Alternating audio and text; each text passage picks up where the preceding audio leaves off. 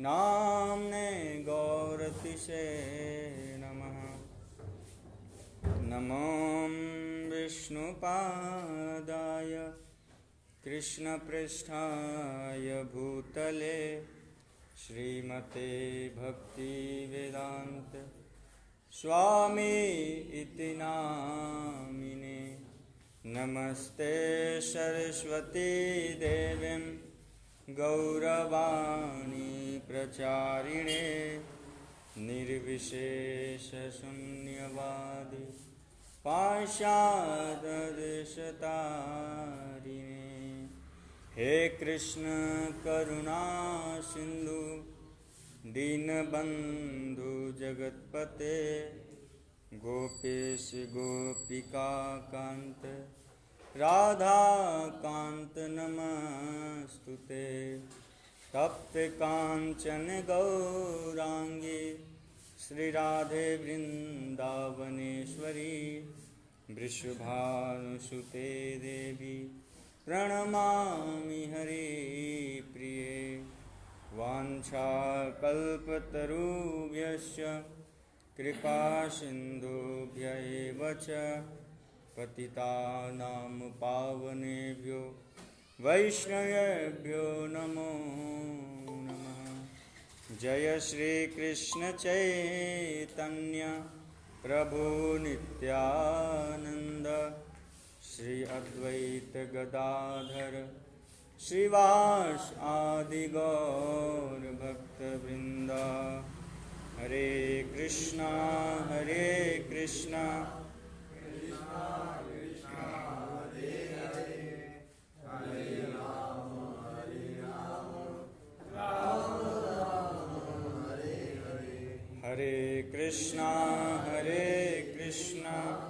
कृष्णा कृष्णा हरे हरे हरे राम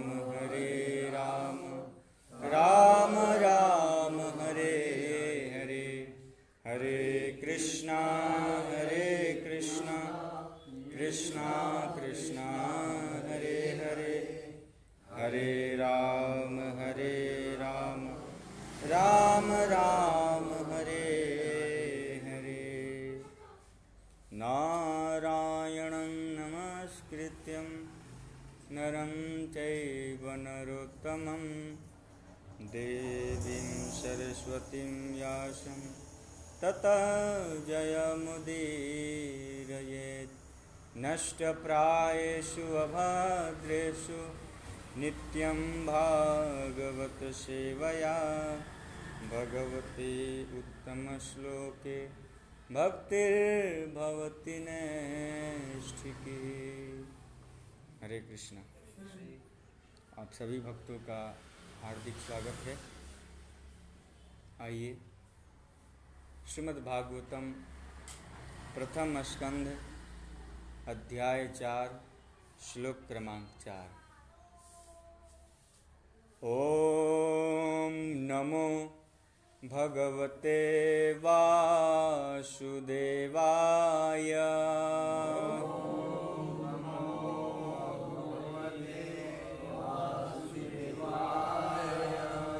ओम नमो भगवते वासुदेवाय।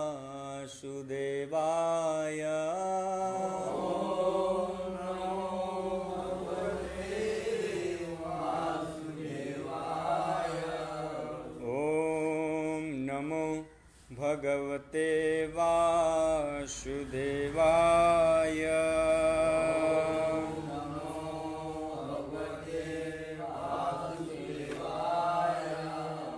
तस्य पुत्र महायोगी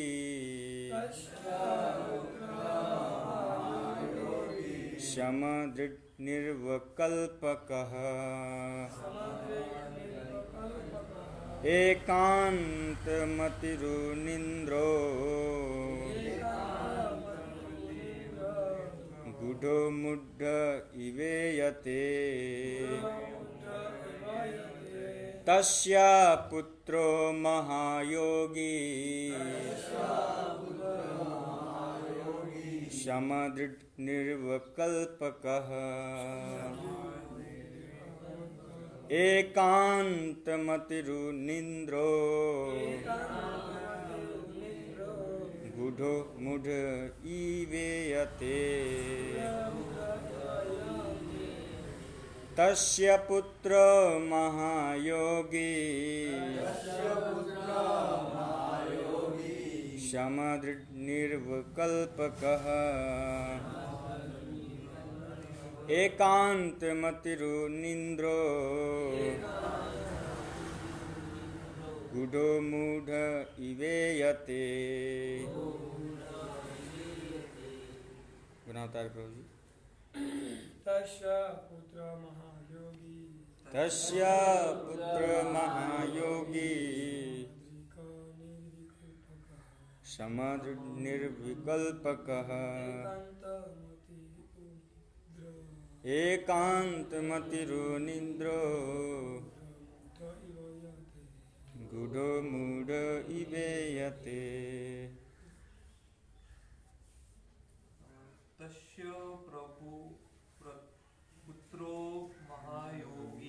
तस्य पुत्रो महायोगी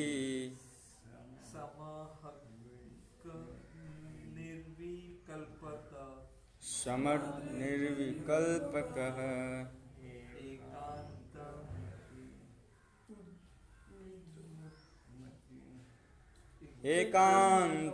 एकान्तमतिरुनिन्द्रो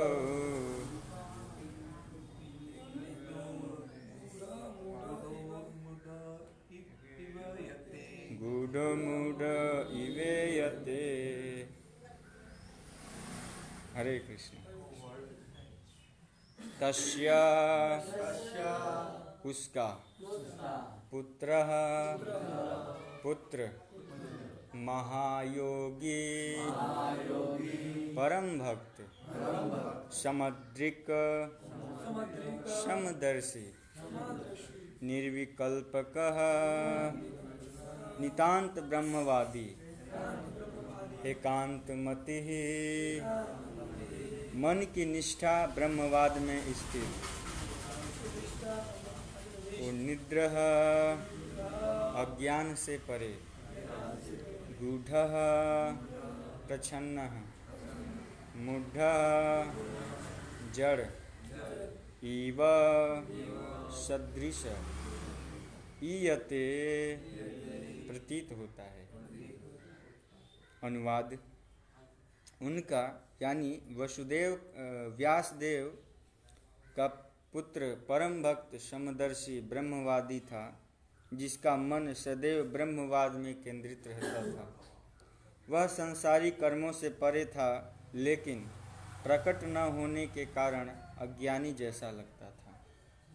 तात्पर्य श्रील सुखदेव गोस्वामी मुक्त जीव थे, अतएव वे सदैव जागरूक बने रहे कि वे माया पास में न फंस जाएं। भगवद गीता में इस जागरूकता की रोचक व्याख्या की गई है। मुक्त जीव तथा बद्ध जीव के पृथक पृथक कार्य हैं। मुक्त जीव निरंतर आध्यात्मिक उपलब्धि के पथ पर अग्रसर होता रहता है और जो बद्ध जीव के लिए एक स्वप्न जैसा है। बद्ध जीव मुक्त जीव के वास्तविक कार्यों की कल्पना तक नहीं कर सकता, जबकि बद्ध जीव इन आध्यात्मिक कार्यों का स्वप्न देखता है, किंतु मुक्त जीव जागृत रहता है। इसी प्रकार बद्ध जीव के कार्य मुक्त जीव को स्वप्नवत प्रतीत होते हैं।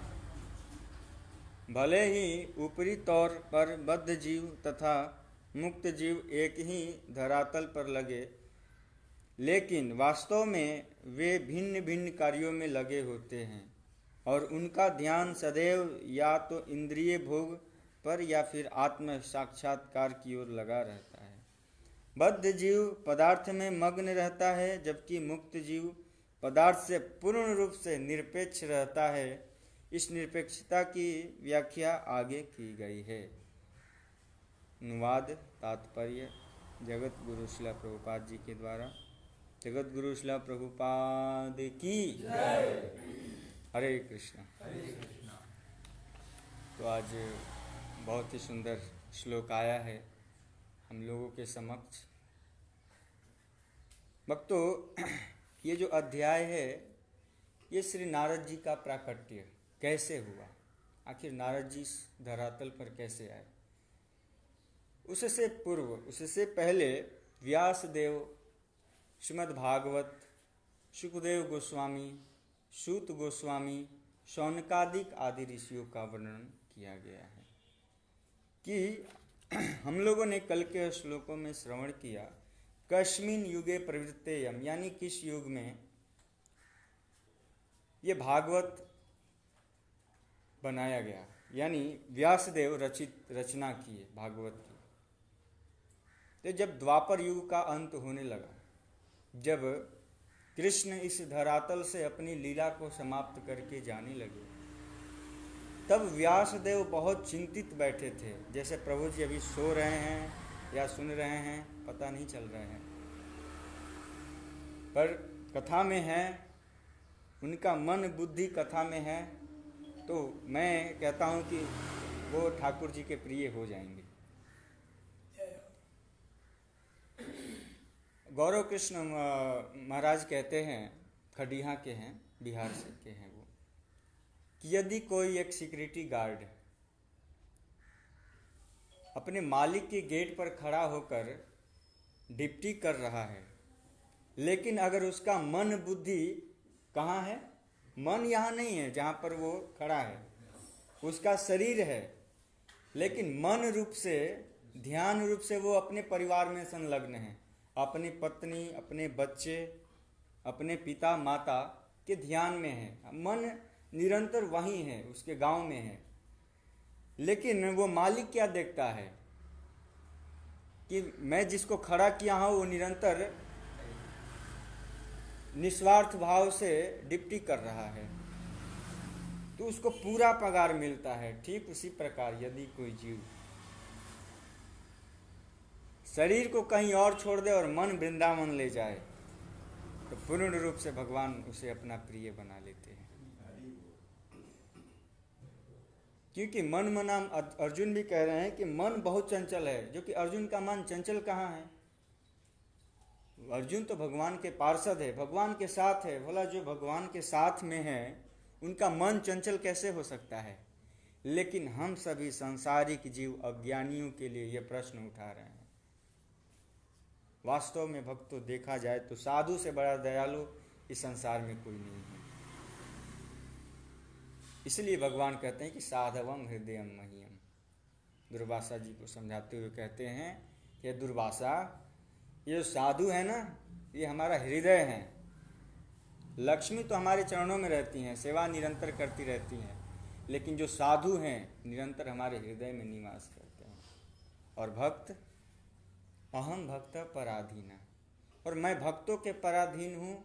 कैसे? ठीक उसी प्रकार जैसे एक पतिव्रता स्त्री अपने पति का सेवा करके, धर्म का पालन करके अपने पति को वश में रखती है, ठीक उसी प्रकार जो हमारे भक्त हैं वो मंगला आरती, गुरु पूजा, श्रृंगार दर्शन करके हमको वश में कर लेते हैं, और मैं उनके पराधीन हो जाता हूँ। जैसे एक पति पत्नी के पीछे पराधीन हो जाता है, पराश्रित हो जाता है, वो कहेगी कि यहाँ जाना है तो यहीं जाना है, यहाँ मत जाना है। आगरा चले जाना, ताजमहल घूम आना, लेकिन मथुरा मत जाना, क्योंकि वहाँ पर कृष्ण रहते हैं, और जब तुम एक बार मथुरा में चले गए, वृंदावन में चले गए, तो ताजमहल भी भूल जाओगे। तो जैसे आप समझ गए मैं क्या बताना चाहता हूँ, आप रहस्य को पकड़िए। ठीक उसी प्रकार से एक भक्त अपने जप के माध्यम से, अपने भजन कीर्तन के माध्यम से ठाकुर जी को अपने बस में कर लेते हैं। इतनी शक्ति होती है भगवान के नाम में। हरे कृष्णा कृष्णा कृष्णा हरे हरे, हरे राम राम राम हरे हरे। भक्तों, इस महामंत्र में इतनी शक्ति है। और ये जो श्रीमद् भागवत कथा ये सागर है, और जब कोई सांसारिक जीव इस कथा रूपी सागर में प्रवेश करता है तो भूल जाता है कि हम बाहर कैसे निकले, भूल ही नहीं पाता है। उसको याद आने लगता है गोवर्धन जाना है, बरसाने जाना है, नंदगांव जाना है, जन्म स्थान जाना है, राधा श्याम सुंदर जी का दर्शन। तो ये जो भागवत है ना, एक सागर के समान है। वेद ग्रंथ आए थे ना कि व्यास देव अनेक 4 वेद, 18 उपनिषद, शास्त्र, अनेक प्रकार के ग्रंथ लिख लिए, फिर भी चिंतित बैठे थे। बद्रिकाश्रम की तरफ जाकर वो बहुत उदास थे, खिन्न मन से बैठे हुए थे कि मैं इस संसार वालों के लिए बहुत कुछ कर रहा हूँ, लेकिन थोड़ा भी मति भगवान में नहीं लग रही है, न इस वेद में कोई इनका इंटरेस्ट है। तब कहते हैं नारद जी कि तुम भगवान की लीला कथा को लिखो और भागवत की रचना करो। तब व्यासदेव अंत में जो शास्त्र बनाया वो है हमारा श्रीमद् भागवत। महाभारत, वेद, ग्रंथ, उपनिषद, शास्त्र की भंडार लगा दिया, लेकिन फिर भी वो खिन्न मन से बैठे थे। भक्ति सुतौतौ तरुणो गृहीत्वा, यहाँ पर कहा गया है कि भक्ति महारानी के 2 पुत्र, ज्ञान और वैराग्य, इस कलयुग के प्रभाव से जर्जर अवस्था में यमुना जी के किनारे पड़े हुए थे। लेकिन जब नारद जैसा गुरु मिले तो उन दोनों का कल्याण हो गया। भक्ति सुतौतौ तरुणौ, तरुणौ का अर्थ होता है भक्तों फिर से युवा हो गई। वो भी बद्रीनाथ, केदारनाथ, हरिद्वार, बना काशी, सब जगह भ्रमण की, कहीं भी शांति नहीं मिला, सब जगह अशांति अशांति। यहाँ तक वह भ्रमण करते करते मथुरा यमुना जी के तट पर आई, वहाँ भी देखी कि शांति नहीं है। तब यहाँ पर नारद जी आए और नारद जैसा जब गुरु मिले तब जाकर भक्ति महारानी और उनके दोनों जो पुत्र है ज्ञान वैराग्य, उन दोनों का उद्धार हो। ये है श्रीमद् भागवत। प्रश्न हो सकता है कि आखिर इसमें ऐसी क्या खासियत है? तो निगम कल्प तरोर गलितम फलम सुख मुखाद मृत द्रव्य संयुतम, यह श्लोक मैंने क्यों लिया? क्योंकि सुखदेव गोस्वामी की इसमें पूर्ण रूप से व्याख्या है। आया है कि तस्य पुत्र महायोगी, यानी उस पुत्र का, वो पुत्र कौन है, वो महायोगी कौन है, उसका नाम क्या है, वो कहाँ से आया? जब सूत महाभागा, सूत गोस्वामी को इतना सुंदर दिव्य श्रीमद् भागवत कथा परोसा, श्रवण कराया, तो वो हैं सुखदेव गोस्वामी। भक्तों, ये जो श्रीमद् भागवत है ना, इन वेद उपनिषद ग्रंथ का ये नदी है, और ये सब क्या है? समुद्र है। हम चाहें कि डायरेक्ट समुद्र में जाकर पानी पिए तो पी सकते हैं, क्योंकि समुद्र का पानी खारा होता है। लेकिन जब वहीं मेघमंडल उसी जल को वाष्पीकृत करके और किसी दूसरे जगह वारिश करता है तो वहीं जल मधुर हो जाता है, स्वादिष्ट हो जाता है, मीठा हो जाता है। ठीक उसी प्रकार ये ऋषि मुनि प्यूरिफाई करने का काम करते हैं, आसान करने का काम करते हैं, ताकि जीव इस अमृत को आसानी से पी सके। हरे कृष्णा कृष्णा कृष्णा हरे हरे, हरे राम राम राम हरे हरे। ये दास एक निवेदन करना चाहेगा। प्रभु जी आप भी सो रहे हैं। प्रभु जी तो ठीक है, आप चलेगा, लेकिन प्लीज़, आपको नींद आ रहा है। ओके, तो ये श्रीमद् भागवत क्या है? वर्षा रूपी जल है ये, जो कि ऋषि मुनि वाष्पीकृत करके उन वेदों में से इस श्रीमद् भागवत को निकाला है। और ऐसे व्यासदेव जी को हमारा बारंबार प्रणाम है। व्यासदेव जी किसके पुत्र हैं, कोई बताएगा कि व्यासदेव किसके पुत्र हैं? नहीं पता है? हाँ, पराशर जी, पराशर मुनि के पुत्र हुए व्यास, और व्यासदेव के पुत्र हुए सुखदेव गोस्वामी। एक सुखदेव गोस्वामी कहाँ से आ गए, कैसे आए? तो अमरनाथ की कथा एक बार शिव जी अपने कैलाश में श्रवण करा रहे थे। बहुत सारे ऋषि महात्मा संत वहाँ उपस्थित थे।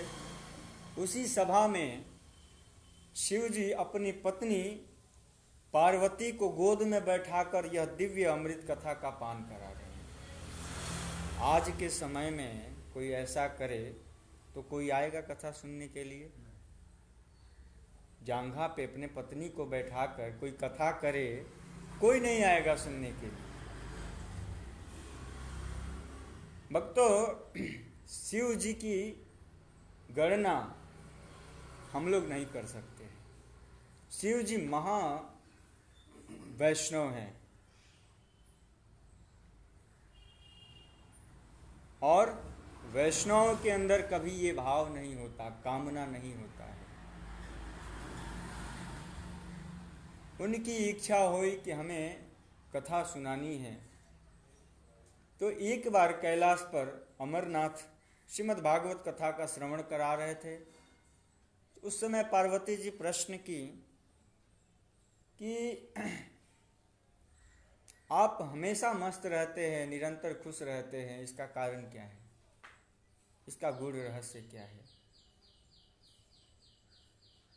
इससे पहले नारद जी आए और नारद जी आकर बोलने लगे कि कभी आप अपने पति से पूछी हैं कि ये जो गले में मुंड की माला पहने हैं, ये तो फूल की माला है, ये किसका पहनते हैं? आप लोगों ने भी देखा होगा, शिव जी मुंड की माला पहनते हैं, वो किसका है? ये प्रश्न करना शिव जी से। तब पार्वती जी मन में विचार की और बोली कि बिल्कुल ये प्रश्न मैं रखूंगा पतिदेव के सामने। गई और उन्होंने शिव जी से प्रश्न किया कि ये जो आप गले में मुंड की माला पहने हैं, ये किसका है, ये क्यों पहने हैं? तब यहाँ पर शिव जी कहते हैं कि तुम बार बार मरती हो और बार बार जन्म लेती हो, तो तुम्हारी यादों में तुम्हारी ही मुंड को माला बनाकर मैं पहनता हूं। तो ऐसा क्या है जो हम बार बार मरते हैं और आप एक बार भी नहीं मरते हैं?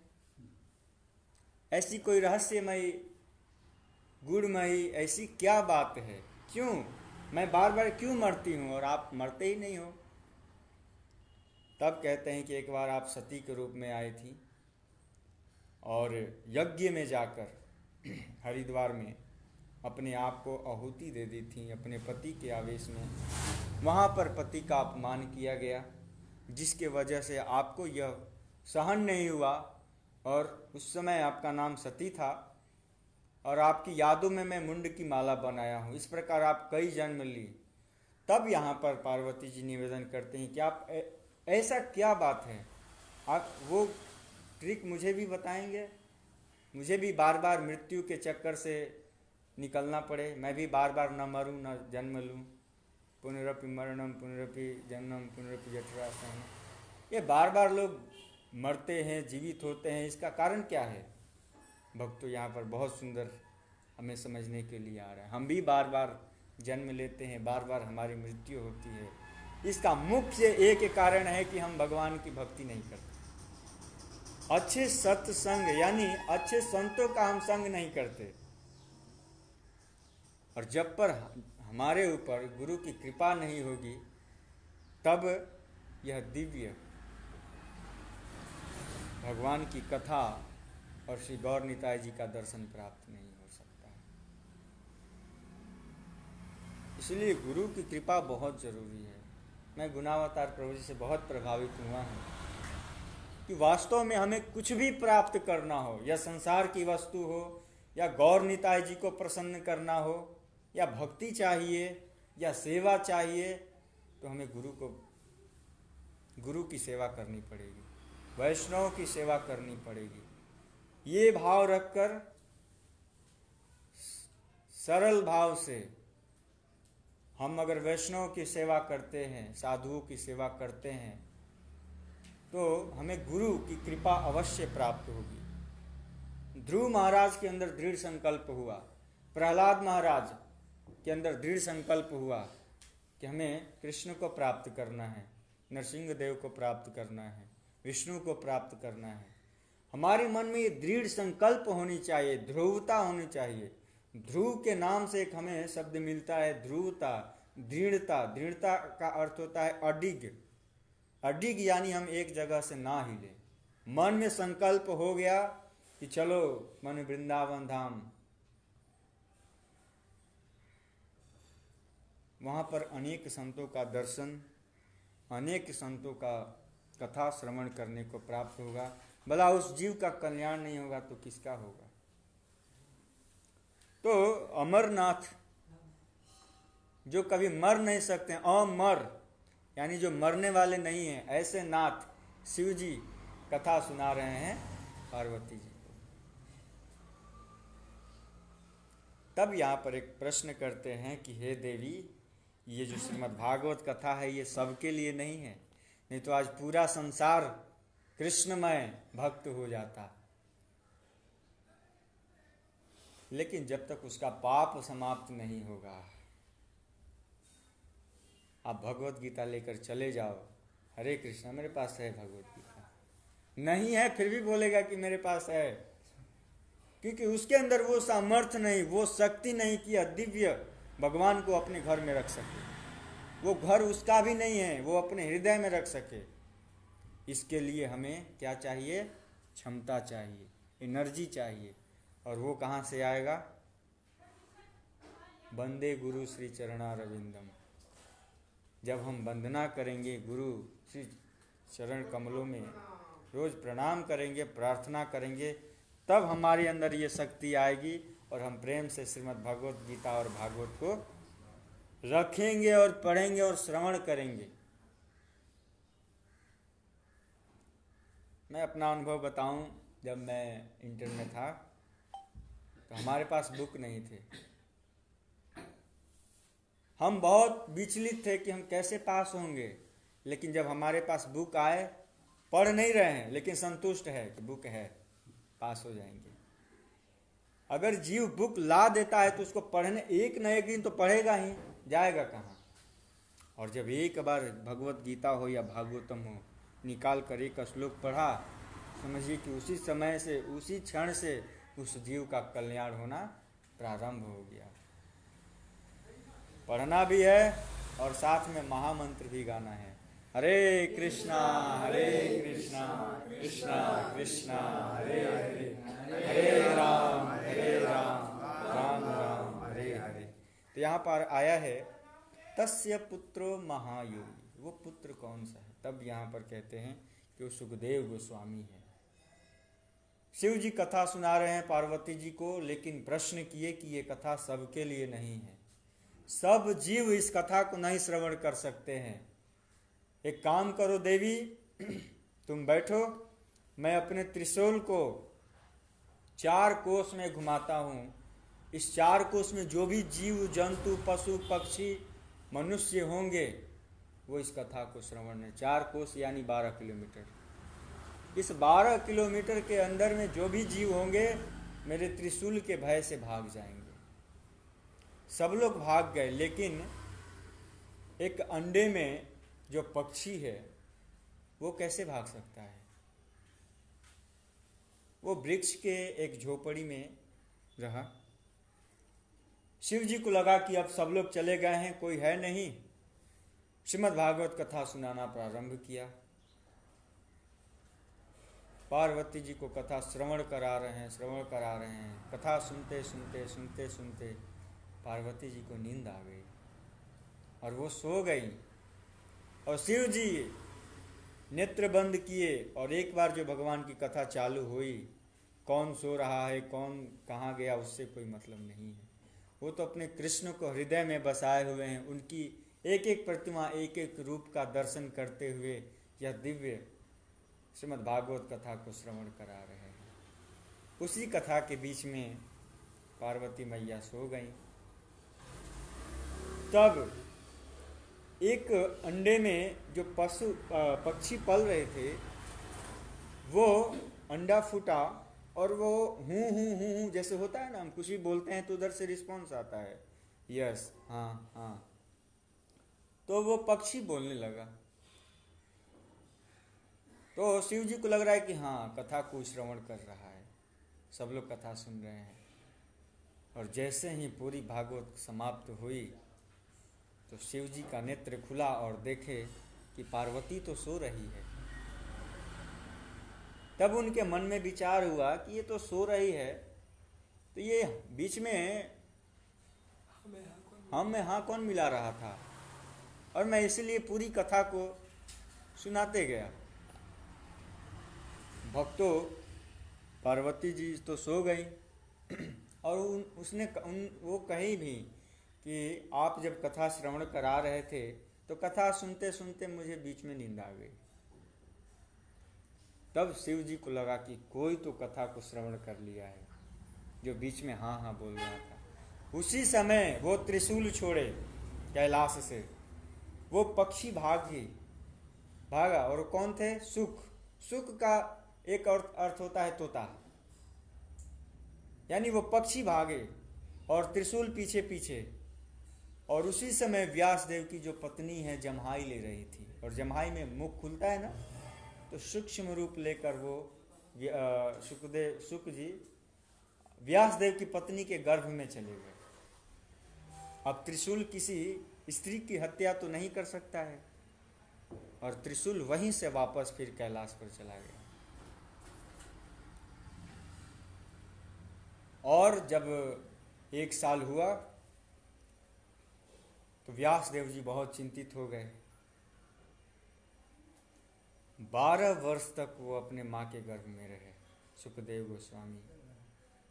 इस कली काल में अगर कोई पुत्र माँ के गर्भ में 9 महीने से ज़्यादा हो जाए तो माँ की क्या हालत होती है। और वो सुख व्यासदेव की पत्नी यानी अपनी माँ के गर्भ में 12 वर्ष तक रहे। व्यासदेव निवेदन करने लगे कि बेटा अब तो बाहर आ जाओ, माँ को बहुत कष्ट हो रहा है, अब आप बाहर आओ, आपका समय हो गया है। तब यहाँ पर सुखदेव गोस्वामी कहते हैं कि जब हम इस संसार में आएंगे तो संसार रूपी माया हमें ग्रसित कर लेगी, घेर लेगी कि आप मेरे पिता हैं, ये मेरी माँ है, ये मेरी बंधु बांधव हैं, ये मेरे भाई हैं, ये मेरे चाचा हैं। मैं माया के जाल में नहीं फंसना चाहता हूँ। अगर मुझे बाहर निकालना ही चाहते हो तो एक काम करो, द्वारका जाओ और वहाँ जा कर के क्या करो, एक बहुत अच्छा सर्टिफिकेट ले आओ कि जब तुम इस संसार में आओगे तो इस संसार की माया नहीं सताएगी, माया कभी ग्रसित नहीं कर पाएगी। तो इस प्रकार से व्यासदेव द्वारिका गए और वहाँ से कृष्ण से बहुत सुंदर सर्टिफिकेट बना कर लाए। और फिर व्यासदेव निवेदन किए कि हे पुत्र अब तो आ जाओ। तब व्यासदेव जी अपने माँ के गर्भ से निकले। यप प्रव्रजन्तमनुपेतमुपेत कृत्यं द्वैपायनो विरह कातरया जुहाव पुत्रेति तन्मयतया तर्वभिनेदुस्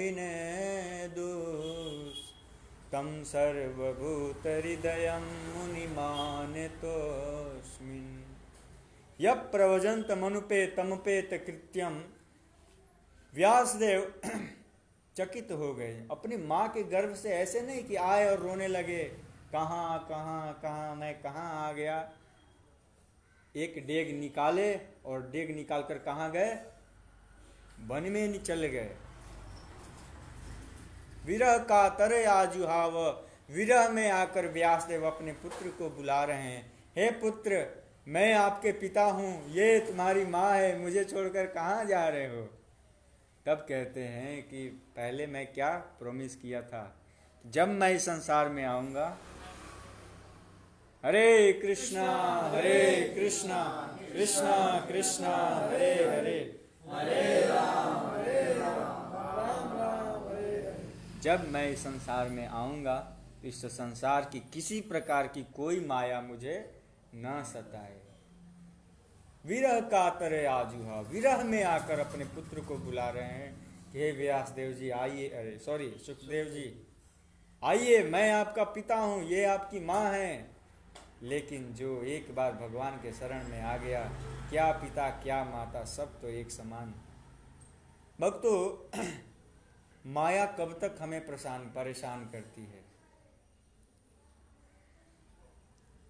जब तक हम किसी वैष्णव के शरण में नहीं आते हैं।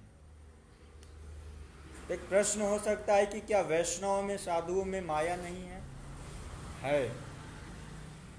उस माया से कई गुना अधिक माया है, लेकिन ये माया आपको मायापुर लेके जा सकती है और वो माया आपको नरक लेके जा सकती है। इस दोनों माया में अंतर है।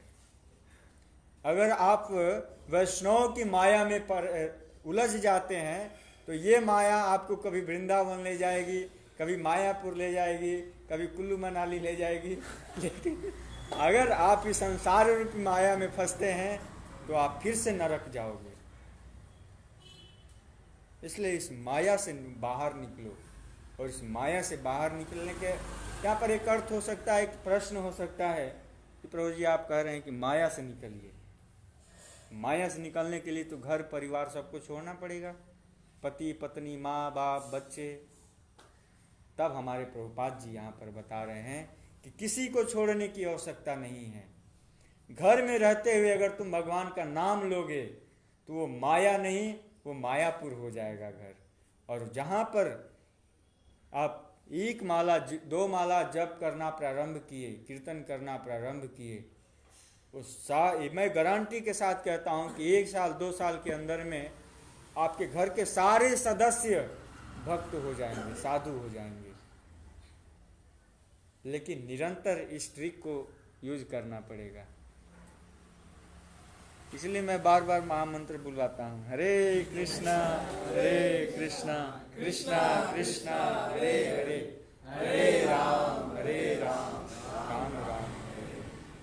तब कहते हैं तस्य पुत्र महायोगी, व्यासदेव का परम भक्त परम पुत्र हुआ सुखदेव गोस्वामी। सुखदेव गोस्वामी वन में जब जाने लगे, व्यासदेव जी पीछे पीछे जा रहे हैं। एक जगह स्त्रियां नंग दड़ंग स्नान कर रही थी, लेकिन जब सुखदेव गोस्वामी गए, सुखदेव गोस्वामी भी नंग दड़ंग। साधु का स्वभाव सरल सीधा, न उसको वस्त्र से मतलब है, न कपड़े से मतलब है, न साबुन सेंट, किसी चीज से मतलब नहीं है। वो तो साधु स्वभाव का है। वो वन में निकल पड़ा भजन करने के लिए। एक स्त्रियां भी विचलित नहीं हुई, न जाकर वस्त्र पहनी न कुछ हुई। लेकिन जैसे ही सुखदेव गोस्वामी के पिता व्यासदेव पीछे से गए, जल्दी से बाहर आकर सारी स्त्रियां वस्त्र को पहन ली। तब व्यासदेव जी यहाँ एक प्रश्न करते हैं कि हमारा पुत्र जो कि अभी युवा है, युवा अवस्था में है, जब वो इस रास्ते से गया तो आप थोड़ा भी विचलित नहीं हुई, और जब मैं आया आप उसी समय वस्त्र को पहन ली, इसके पीछे कारण क्या है? तब वो स्त्रियां समझाती है कि इसका कारण मात्र एक ही है कि जो आपका पुत्र है वो पुत्र नहीं है, महायोगी है, परम भक्त है और समदर्शी है, ब्रह्मवादी है, अज्ञान से परे है, उसके अंदर अज्ञान है ही नहीं। अगर वो नेत्र और मन चित्त में अगर कोई है तो कृष्ण के सिवा और कोई नहीं है। और आप इस संसारिक रूपी स्थलों में भ्रमण कर रहे हैं, आप माया में घिरे हुए हैं। इसलिए हम आपको देखकर वस्त्र को धारण कर लिए। आगे जाकर व्यासदेव जी के जो शिष्य हुए उनके श्लोकों को श्रवण किए, और श्रवण करते ही बहुत ही आनंद आया। सुखदेव गोस्वामी उसी समय फिर वापस अपने पिताजी के पास आए और पूरी भागवत श्रवण की, पूरी भागवत को पढ़ी। वहीं सुखदेव गोस्वामी श्रवण करके पढ़ करके श्रीमद् भागवत कथा का चारों तरफ विस्तार किए, अमृत का दान किए, सभी को श्रवण कराने लगे। उसमें ये जो सूत गोस्वामी है, जो आया है ना, सूत सूत महाभाग, सूत गोस्वामी परम अनन्य शिष्य हैं सुखदेव गोस्वामी जी के। अपना अनन्य शिष्य मानकर एकांत में यह जो दिव्य भागवत है इसका श्रवण कराया सूत गोस्वामी को। तो कहते हैं कि इस श्लोक में 2 पार्ट में वर्णन है, एक संसारिक, एक संसार से परे, अज्ञान से परे। कहते हैं कि सुखदेव गोस्वामी मुक्त जीव थे, उनको मुक्त की आवश्यकता नहीं है, न मुक्ति की आवश्यकता है। वो खुद एक मुक्त जीव हैं, वो भगवान के पार्षद में हैं, वांग्मय स्वरूप हैं सुखदेव गोस्वामी। आगे कहते हैं कि वो अतः वे सदैव जागरूक बने रहें और माया पस में न फंस जाएं। हमेशा वो जागरूक रहें और माया क्या है, संसार की किसी प्रकार की कोई माया सुखदेव गोस्वामी को नहीं हरा सकती। इस कलयुग में माया बहुत स्ट्रांग है, हमको भ्रमित कर सकती है, हमारे मन को भ्रमित कर सकती है, लेकिन जो बड़े बड़े वैष्णव हैं, साधु हैं, इसलिए गोस्वामी कहा गया है। प्रभु जी भी बताते हैं, गो का अर्थ होता है इंद्रियां।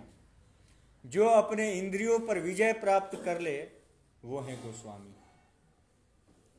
और इस कलयुग में यही सबसे बड़ा भक्ति है।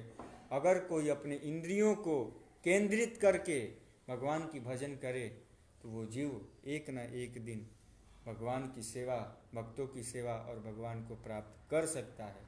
इसमें किसी प्रकार की कोई शक नहीं है। कहते हैं कि जो मुक्त जीव है पदार्थ से पूर्ण रूप से निरपेक्ष रहता है। जो साधु है, वैष्णव है, उनको इस सांसारिक वस्तुओं से कोई लेना नहीं देना नहीं है, कोई स्वार्थ नहीं है। उनको बस एक ही स्वार्थ है कि वो माया से निकले, घर से तो बाहर निकले, गौर निताई में आए, उसके बाद हमारे गुणावतार प्रभु जी हैं ही,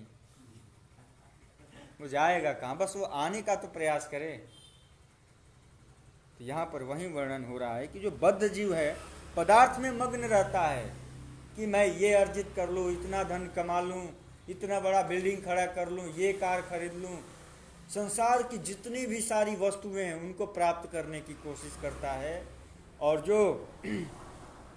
जो मुक्त जीव है, बद्ध जीव और मुक्त जीव की व्याख्या हो रही है प्रभु जी। और जो मुक्त जीव है इसको एक राख की समान समझता है। ये बिल्डिंग छूट जाएगा, ये घर छूट जाएगा, ये परिवार छूट जाएगा, हमारे साथ जाएगा क्या? भगवान का नाम। कलयुग केवल नाम आधार, सबका आधार कार्ड बन गया है। लेकिन पहले ही श्लोक में बता दिया गया है कि ये जीव भी आधार पर टिकेंगे, लेकिन जो जीव भगवान के नाम रूपी आधार पर टिक जाएंगे उस दिन से उनका आधार कार्ड और उनका आधार भी कल्याण हो जाएगा। ये जो भगवान का नाम रूपी जो आधार है ना, यहाँ काम करेगा, यहाँ भी वैलिड है, और जहाँ जाएंगे आप वहाँ भी इसका वैलिड है। तो हम ओरिजिनल आधार कार्ड बनाएं। कलयुग केवल नाम आधारा, सुमिरी सुमिरी नर उतर ही पारा। बहुत आसान है, सुमिरन करके, स्मरण करके हमें भगवान का नाम लेना है। और जो ओरिजिनल है वो आधार कार्ड बना के हमें भगवान के धाम में जाना है, जाना ही है। क्योंकि इस बार बार जन्म और मरण के चक्कर से निकल जाए, यही समझदारी है। भक्तों, तो आज से सावधान हो जाइए और निरंतर जहाँ भी, जब भी, किसी भी परिस्थिति में, जब भी समय मिले, वहाँ आप चिल्लाकर भगवान का नाम लीजिए, ताकि वो जो जीव जा रहा है वो भी श्रवण करे, क्योंकि श्रवण करने से उसका भी कल्याण होगा। हरे कृष्णा कृष्णा कृष्णा हरे हरे, हरे राम राम राम हरे हरे। इस प्रकार से आया है। तात्पर्य में बता रहे हैं कि जो सांसारिक लोग हैं ना, वो ध्यान क्या करते हैं, सदैव यही ध्यान करते हैं कि इंद्रिय का भोग कैसे हो। आत्म साक्षात्कार की ओर लोग लगे रहते हैं। बद्ध जीव, मुड्ढ जीव, जो मुड्ढ हैं, बद्ध हैं, मुड्ढ का अर्थ होता है जड़, और हम क्या हैं? ईश्वर अंश जीव अविनाशी। हम सभी जो 84 लाख में है, जो हम सभी हैं, वो क्या है? ईश्वर के अंश है। लेकिन उसमें कुछ जीव क्या है? जड़ है। और हम क्या हैं? जड़ से ऊपर उठे हैं, चेतन हैं। हमारे अंदर वो चेतना है, वो ज्ञान प्राप्त होगा, तब जाकर हम इस जड़ता से ऊपर उठेंगे। और जड़ता से ऊपर उठेंगे तो हमारे अंदर क्या होगा? चेतना होगा। और चेतना होगा तो हमें भगवान की भक्ति प्राप्त होगी। और भगवान की भक्ति प्राप्त होगी, उससे हमारे अंदर सेवा करने का भाव आएगा। और सेवा करने का भाव आएगा, और क्या चाहिए? सेवा ही तो चाहिए। आगे की कोई और इच्छा है तो बोलिए। सबका मात्र एक उद्देश्य होना चाहिए कि हम सरल भाव से साधुओं की सेवा करें।